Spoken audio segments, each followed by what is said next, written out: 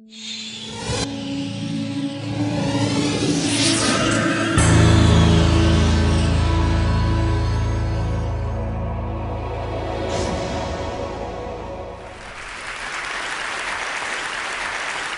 are losing our listening.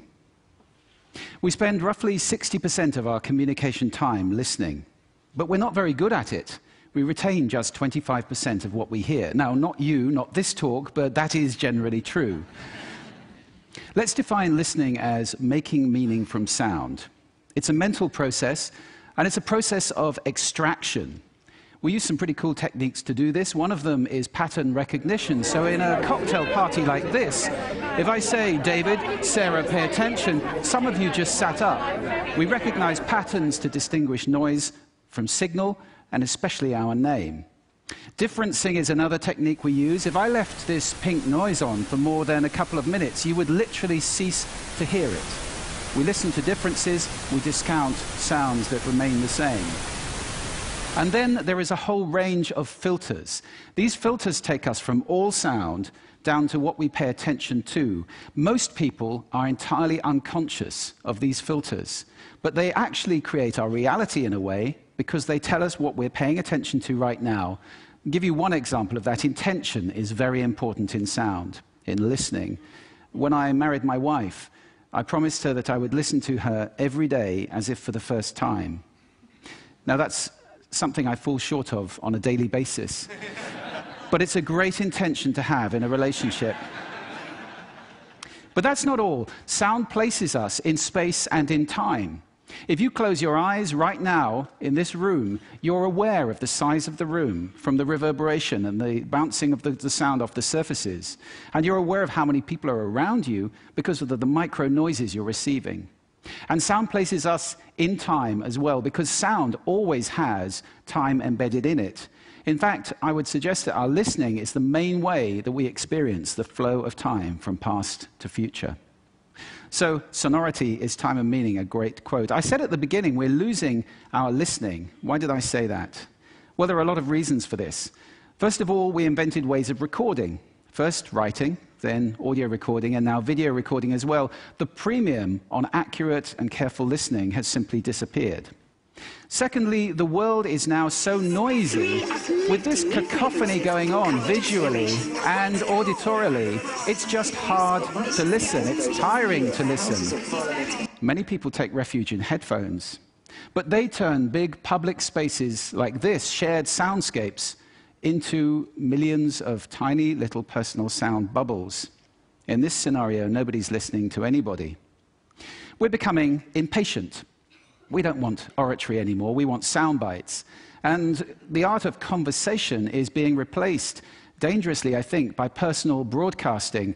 I don't know how much listening there is in this conversation, which is sadly very common, especially in the UK.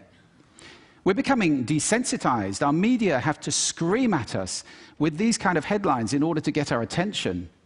And that means it's harder for us to pay attention to the quiet, the subtle, the understated. This is a serious problem that we're losing our listening. This is not trivial. Because listening is our access to understanding. Conscious listening always creates understanding. And only without conscious listening can these things happen. A world where we don't listen to each other at all is a very scary place indeed. So I'd like to share with you 5 simple exercises, tools you can take away with you to improve your own conscious listening. Would you like that? Yes. Good. The first one is silence.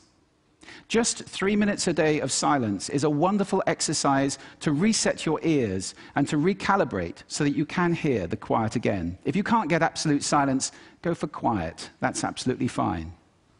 Second, I call this the mixer. So even if you're in a noisy environment like this, and we all spend a lot of time in places like this, listen in the coffee bar to how many channels of sound can I hear? How many individual channels in that mix am I listening to? You can do it in a beautiful place as well, like a lake. How many birds am I hearing? Where are they? Where are those ripples? It's a great exercise for improving the quality of your listening.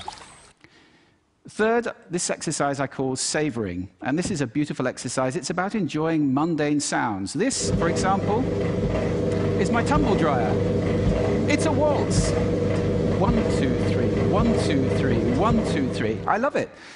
Or just try this one on for size.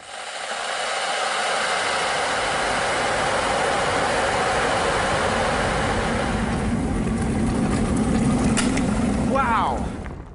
So mundane sounds can be really interesting if you pay attention. I call that the hidden choir. It's around us all the time. The next exercise is probably the most important of all of these. If you just take one thing away, this is listening positions. The idea that you can move your listening position to what's appropriate to what you're listening to. This is playing with those filters. Remember I gave you those filters at the beginning? It's starting to play with them as levers, to get conscious about them and to move to different places. These are just some of the listening positions or scales of listening positions that you can use. There are many. Have fun with that. It's very exciting. And finally, an acronym. You can use this in listening, in communication. If you're in any one of those roles, and I think that probably is everybody who's listening to this talk. The acronym is RASA, which is the Sanskrit word for juice or essence.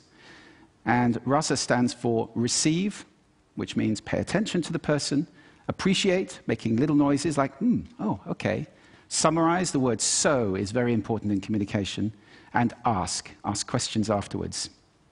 Now, sound is my passion, it's my life. I wrote a whole book about it, so I live to listen. That's too much to ask for most people.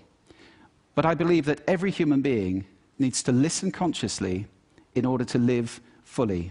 Connected in space and in time to the physical world around us, connected in understanding to each other, not to mention spiritually connected, because every spiritual path I know of has listening and contemplation at its heart. That's why we need to teach listening in our schools as a skill. Why is it not taught? It's crazy. And if we can teach listening in our schools, we can take our listening off that slippery slope to that dangerous, scary world that I talked about and move it to a place where everybody is consciously listening all the time, or at least capable of doing it. Now, I don't know how to do that, but this is TED. And I think the TED community is capable of anything. So I invite you to connect with me, connect with each other, take this mission out, and let's get listening taught in schools and transform the world in one generation to a conscious listening world, a world of connection, a world of understanding, and a world of peace. Thank you for listening to me today.